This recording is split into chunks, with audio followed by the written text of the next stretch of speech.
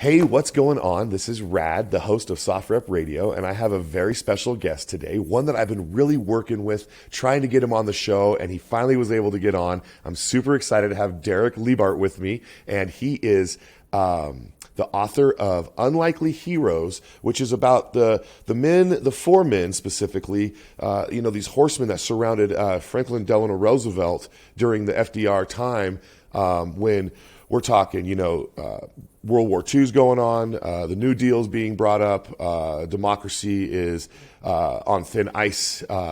It's almost like history is repeating itself right now, but I want to welcome you to the show, and thank you, Derek. Well, thank you, Red, indeed. Now, with that said, do you see, being such a person who knows just about everything to going on with FDR during that time, do you see any similarities to today and then that just like hits you right off the bat? Absolutely so. And that's one driving reason that brought me to this subject. The similarities, perhaps not as extreme, between the Great Depression years, the World War II years, and today. We're encountering extremities of our own with economic turmoil, inequality, and altered American role in the world, as well as other issues that were significant for that long 12-year presidency of Franklin Roosevelt. One can even think of climate change. In that era, in the mid 30s, it was the Dust Bowl that eviscerated so much Midwestern farmland.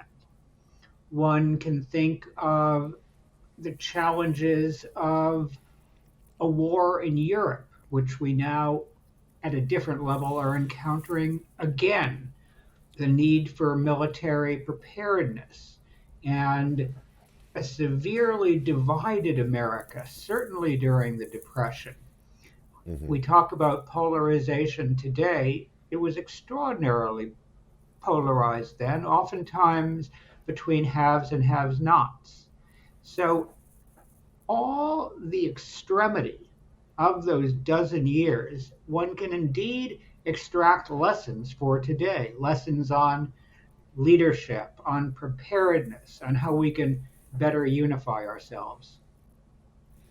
Right, so we can kind of take the lessons that we have learned and apply them to today to stop that situation from happening. Now, back in the day of 30s and 40s and the war going on, even early in the late 20s, they had a pandemic.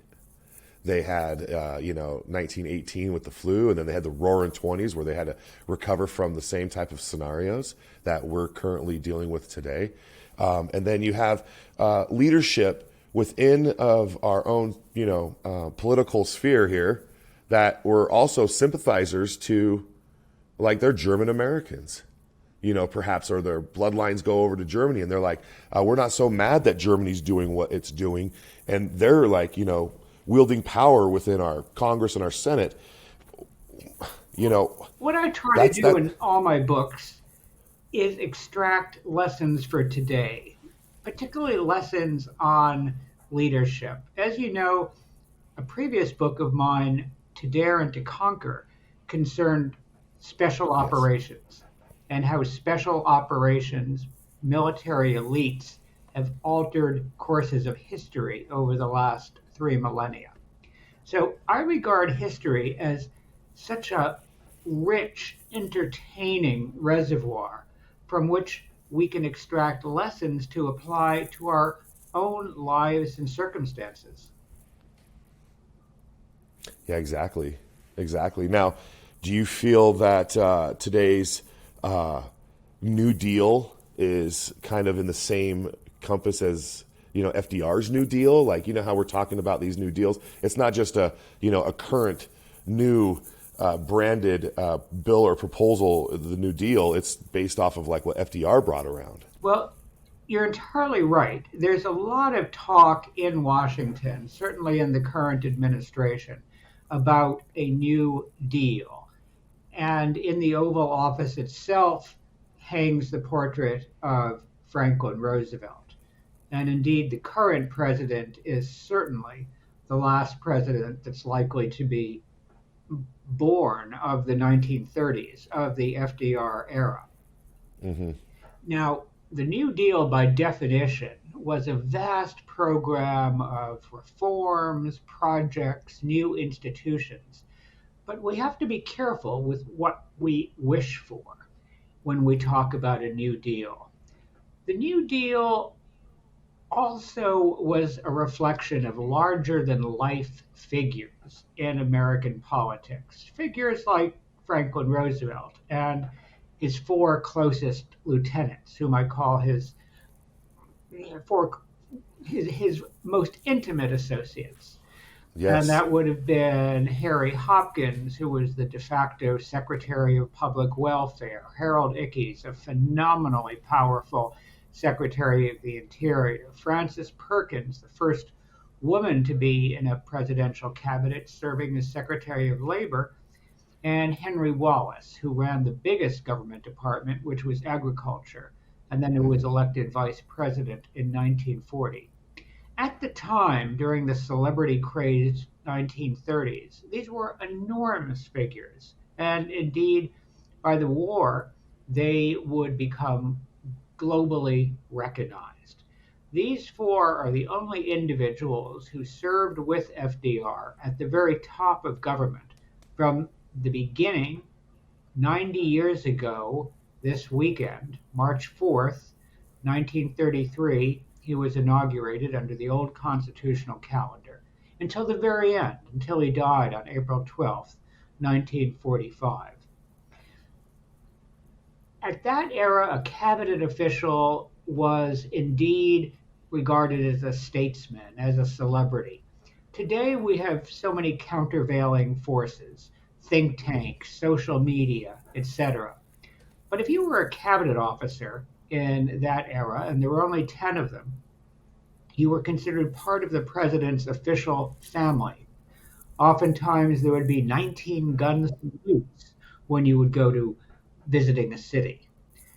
Your speeches were chronicled constantly in the newspaper. Hmm. So, in many ways, that level of celebrity politics, of big man politics, is not or should not be the best approach for America to governance. So when we talk about a New Deal, we're implicitly asking for these larger than life officials, and that might not be the best of ideas. Yeah. Yeah. Careful what you wish for, right? Yeah. The genie could be coming out of the bottle, and it might be fun for the first two wishes.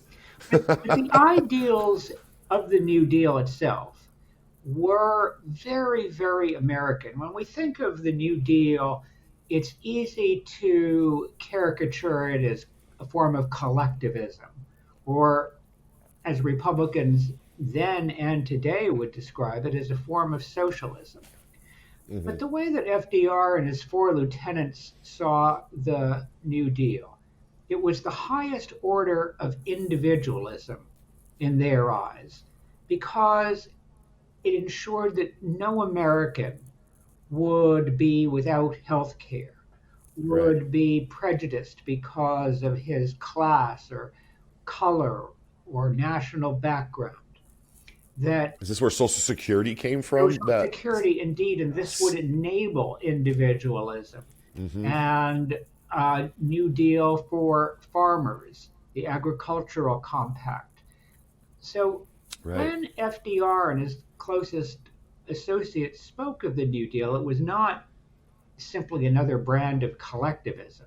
They saw it as empowering the American individual against what was then, as today, a very powerful corporate state.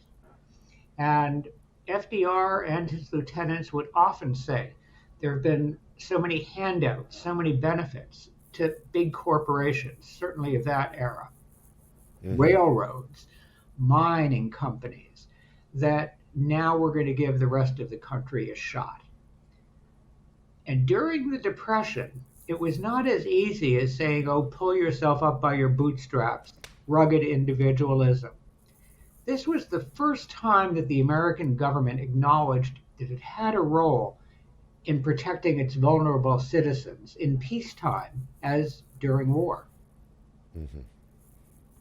So FDR was just think tanking with his lieutenants of how to strengthen the individual by giving them the means to have a Social Security coming in to keep them on their feet if they met the criteria, which is, I think you have to be in your 60s, right, to start, recuperating those things. But still, it's there. And then, he wanted to have health care. Why do you think it's such a hard thing for us to grab onto health care? Is it just capitalism versus, neighborly being that way to one another? Healthcare was the one great accomplishment that the Roosevelt administration could not deliver. And Francis Perkins, the Secretary of Labor, who was really the point person of so many of these social programs, said at the end of this adventure in 1945 that this was her greatest disappointment, that equal access to quality health care could not be provided to Americans, that health care was not to be regarded as a human right. Now, why was that not accomplished? It was very easy. It was the physicians' lobby, the American Medical Association at that time, which was the most powerful healthcare lobby. Today, it's likely to be the American Hospital Association and Big Pharma. But at that time, it was the American Medical Association, which denounced healthcare as a human right as socialism, and it went nowhere. Yeah, and it just right there. So they just had the power to bring in the guillotine and just cut it right there because they're like, no benefit. In that era, healthcare was not as exorbitantly expensive as it is today. Today, at least half the bankruptcies in America, the personal bankruptcies, come from our medical bills, which are unsustainable. We might have insurance, for example, but still a family can run up tens of thousands of dollars in debt. At that time, healthcare was not so exorbitant. And Francis Perkins, again, the point person of these social policies, had a very clear definition of what fairness was. She said, fairness is when a working man does not have to give up his entire month's salary to take a baby to a physician. That was her measuring stick. And as you know today, so many times our fellow citizens have to think twice about going to a physician or taking a child to a physician. Or themselves, 100%. It's, we shudder at I don't want to go pay $100 copay at the ER. I don't want to have to, if you have insurance, if you're fortunate to even have insurance. And these inequities are not a question of left or right. They're not a question if you're a Republican or a Democrat, or that's what, say, Francis Perkins would have argued. It's a question of basic fairness and of Americanism. Another issue of that time was the extraordinary gap between the average worker and the average corporate CEO, which today is laughable because FDR denounced that a CEO might be making 10 times, perhaps, more than his average worker on the assembly line. And today, as you know, it's so whacked out that an average CEO would make 350 times the average working age of the American. Right. So these are the issues that FDR and his four closest associates wrestled with, and indeed you can see many commonalities to today.